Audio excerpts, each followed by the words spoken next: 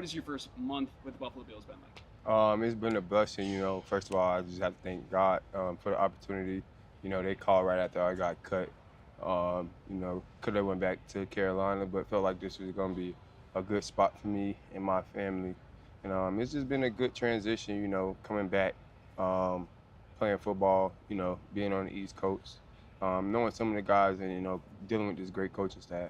You talk about familiarity. How much was your relationship with Chris Tabor an attractive reason for coming here?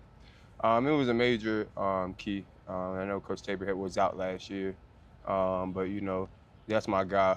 He was the guy who got me up for Pro Bowl voting. Taught me a little bit about special teams. And just helped me like lengthen my career just being with Coach Tabor. So I mean, Coach Tabor is an awesome person. Somebody I really look up to. Absolutely. 3 weeks into the season, it is early, but how would you evaluate, special teams unit at this point, obviously in terms of punt return and kick return coverage so far? It's pretty good. I feel like we have a lot of dogs at a lot of spots. We still looking for like one or two more people to like step up, come out of their shell. But once we get that, I feel like we can be a really dominant group. Change the football, change the position on the football field from like punt and kickoff. We had a couple of them a couple weeks ago inside the 20. We're trying to get as many as we can inside the 20 on punt and kickoff. Yeah, obviously you've had some changes, whether it be a kicker, whether it be a punter. Does that change? Like, is your relationship with a punter, right? As a guy in special teams, does that chemistry? Do you need chemistry with a punter for you guys to be effective? Does it matter whatsoever? Yeah, to me it matters. Just looking from my standpoint, I like to know like where his strengths and weaknesses are. Is he a better punter right than he is left? On his going in points when we're at the 50, does he put backspin on the ball? Is he more by the sidelines, or is he going to be more in like the alley? So like knowing those things help you, win your rep a little bit faster, knowing where the ball is going to land. Is he going to carry it more 5 yards, or is he going to hit on the 8 yard line? All those things matter when you coming into a week.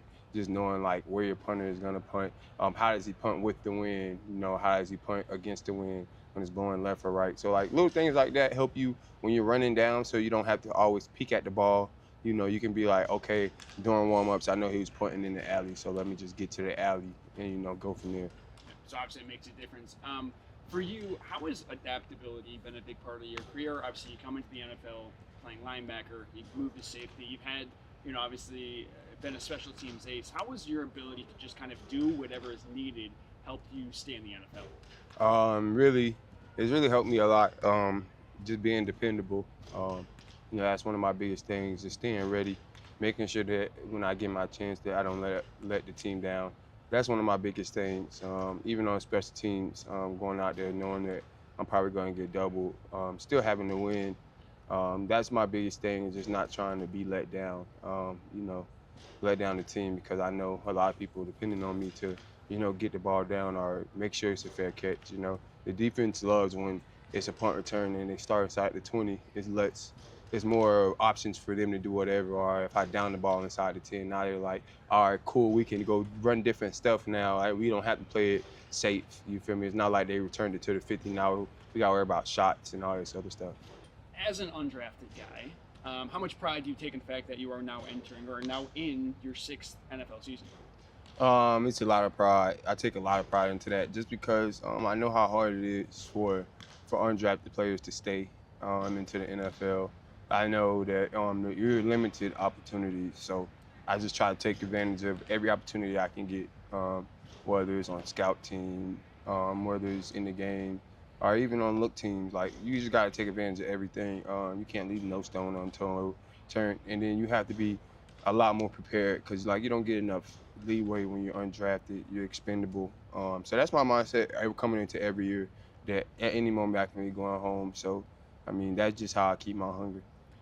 So when you get the call from whether it be Brendan Bean, Sean McDermott, Chris Tabor, that they want you to come here, A, what does that mean to you? And B, what did they tell you? What were the expectations when you came here to be a Buffalo Bill? My expectations was to, make sure that I lead on special teams, and after that, just stay ready, be ready for the opportunity. Because, like you said, I've been in this league 6 years. Um, we didn't start off the season where I didn't play a snap on defense, and then 2 games in, I'm playing every rep, play special teams. So I mean, it's just gotta be ready for your opportunity. And, treat it like a professional, where you take care of your body, how you study, and how you bring other guys along. Like right now, my job is to bring those young guys along, make sure that they know what they're gonna be doing over the next couple years or couple months. Just put them in a better position because if they're in a better position, then I'm in a better position. Absolutely. Last question I got for you, Sam. I appreciate you taking the time.